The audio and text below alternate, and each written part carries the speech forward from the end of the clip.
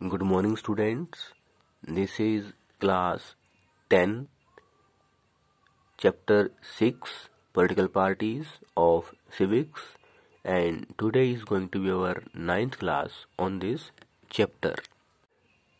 So far, we have understood that political parties are as much important in democracies as elections are.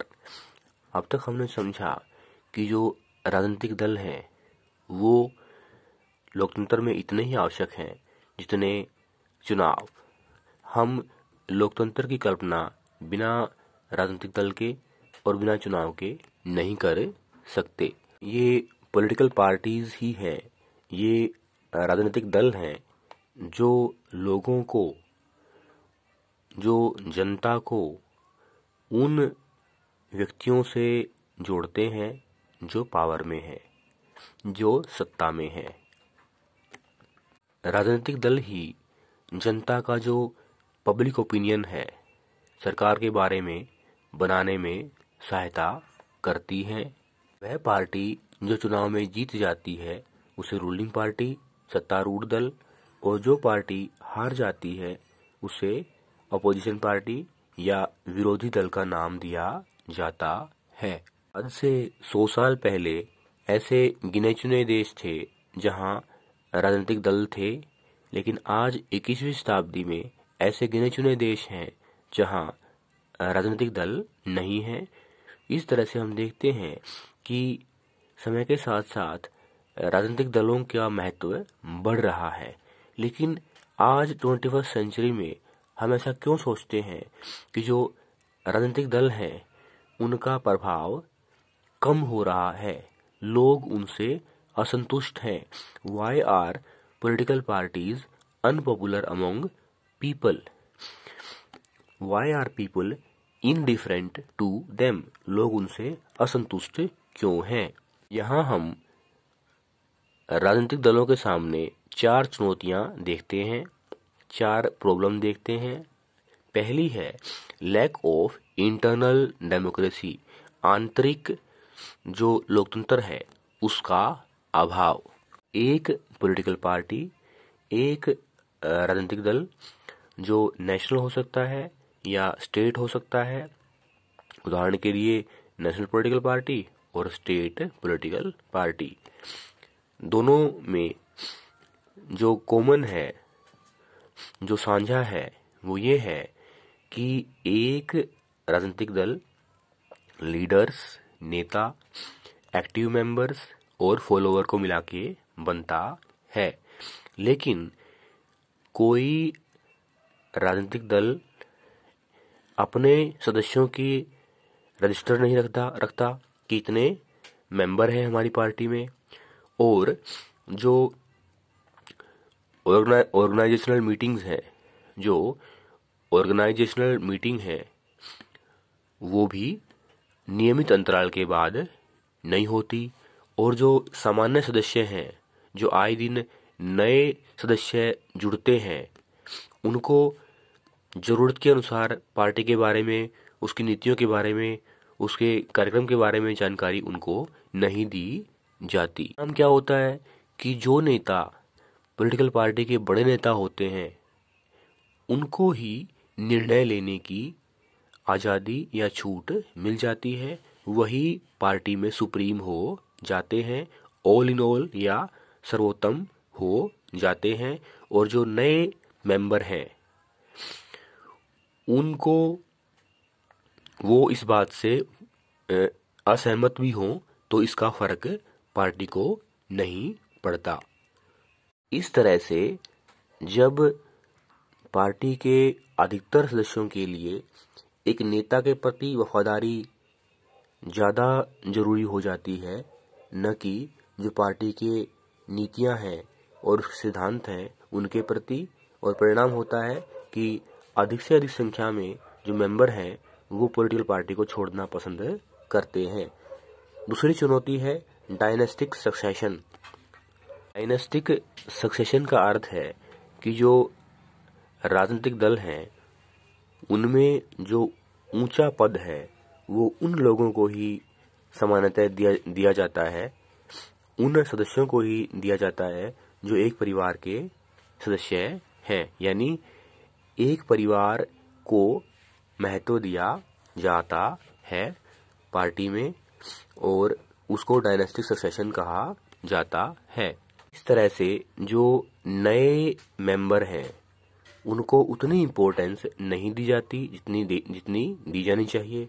इसके अलावा जो party के leader experienced हैं उनको भी आगे आने का अवसर कम मिलता है और वही लोग सत्ता में रहते हैं जो एक परिवार के सदस्य हैं, विशेष परिवार से संबंध रखते हैं। यह समस्या भारत जैसे देश तक सीमित नहीं है, यह दुनिया के जो लोकतांत्रिक व्यवस्था है वहां तक फैली हुई है। तीसरी चुनौती जो एक पॉलिटिकल पार्टी के सामने है, एक सफल लोकतंत्र में एक सफल, एक रिस्पेक्टफुल, एक पॉपुलर डेमोक्रेटिक पार्टी बनने के लिए जो आवश्यक है वो है मनी एंड मसल पावर, जिसका प्रयोग न हो लेकिन होता है। इसका अर्थ है कि धन और शक्ति का प्रयोग जो अक्सर हमें चुनाव में देखने को मिलता है। उदाहरण के लिए जब एक पॉलिटिकल पार्टी उन लोगों को ही पार्टी टिकट देती है, चुनाव में लड़ने का मौका, चुनाव में आने का मौका देती है जो पैसे वाले हैं, क्योंकि चुनाव में पैसे खर्च होते हैं और पॉलिटिकल पार्टी उन्हीं सदस्यों को पार्टी टिकट देती है जो पैसा खर्च कर सकते हैं, जिनके पास पैसा है। और इसके अलावा पॉलिटिकल पार्टी इस बात को भी ध्यान में नहीं रखती कि किसी कैंडिडेट जो चुनाव में आना चाहता है, जिसके पास पैसे हैं और जिसके अगेंस्ट हो सकता है आपराधिक मामले दर्ज हों, जिसकी क्रिमिनल बैकग्राउंड हो, ये भी मायने नहीं रखता। वो ऐसे आपराधिक मामलों वाले लोगों को भी चुनाव में आने का मौका दे देती है। इस तरह से हम कहेंगे कि चुनाव में जीतने के लिए जो शॉर्टकट हैं, जो छोटे रास्ते हैं, वो पॉलिटिकल पार्टी के द्वारा चुने जा रहे हैं और दुनिया के देशों के जो लोकतंत्र के बारे में समझने वाले लोग हैं वो इस बात से चिंतित हैं कि समय के साथ साथ धनी लोग और वो कंपनियां, जो बड़ी कंपनियां हैं जो पैसे खर्च करती हैं चुनाव में, उनकी हिस्सेदारी बढ़ रही है, जो नहीं होना चाहिए। जो चौथी चुनौती है, जो फोर्थ चैलेंज है पॉलिटिकल पार्टीज के सामने, वो है meaningful choice, to offer a meaningful choice. जो मतदाता हैं चुनाव में, उनके सामने एक मीनिंगफुल चॉइस जो है वो उनको दी जानी चाहिए। यानी जो मतदाता हैं उनके पास ऐसा अवसर हो, इस तरह से पॉलिटिकल पार्टी आए कि मतदाता अपने हितों को देखते हुए, देश हित को देखते हुए एक पार्टी को चुन सके, एक पार्टी के कैंडिडेट को चुन सके और दूसरी पार्टी के जो कैंडिडेट है उसको मना कर सके। ये कब होगा? जब दो पॉलिटिकल पार्टी में, उदाहरण के लिए, अलग अलग तरह की उनकी पॉलिसी होंगी, अलग अलग तरह के उनके कार्यक्रम होंगे, अलग अलग तरह के उनके सिद्धांत होंगे।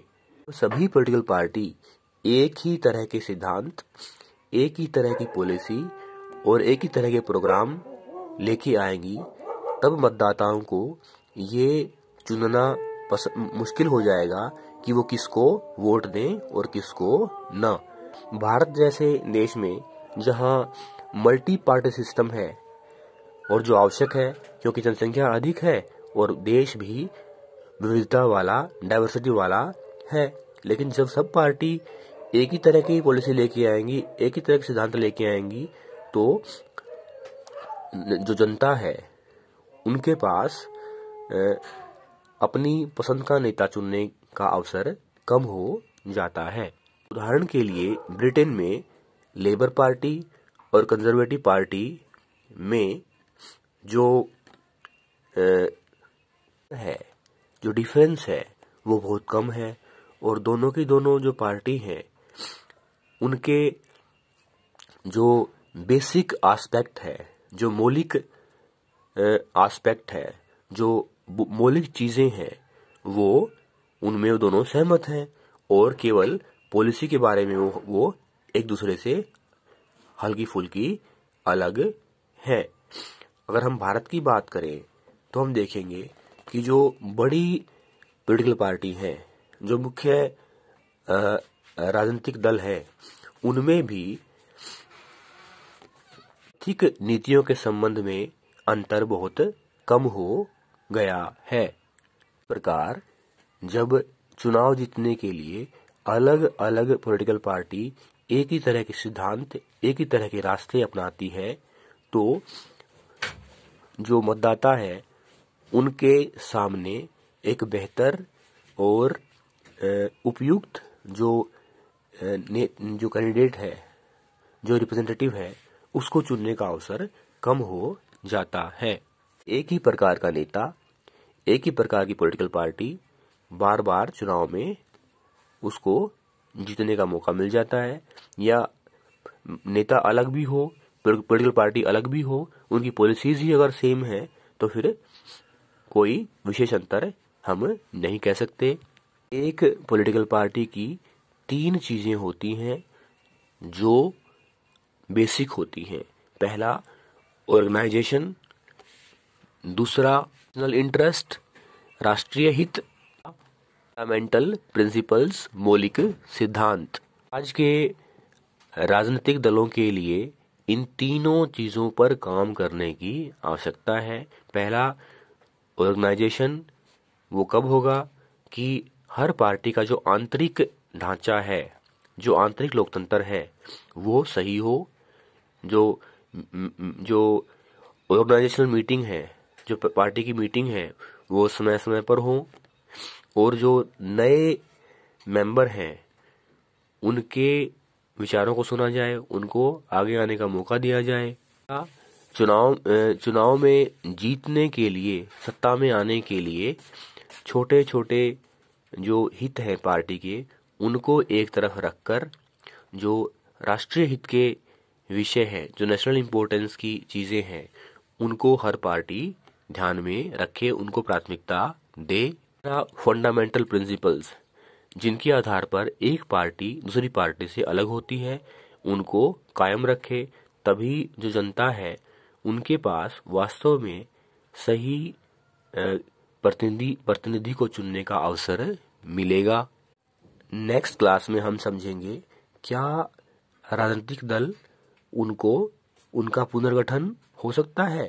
How can parties B reformed, क्या जो राजनीतिक दल हैं उनमें सुधार किया जा सकता है।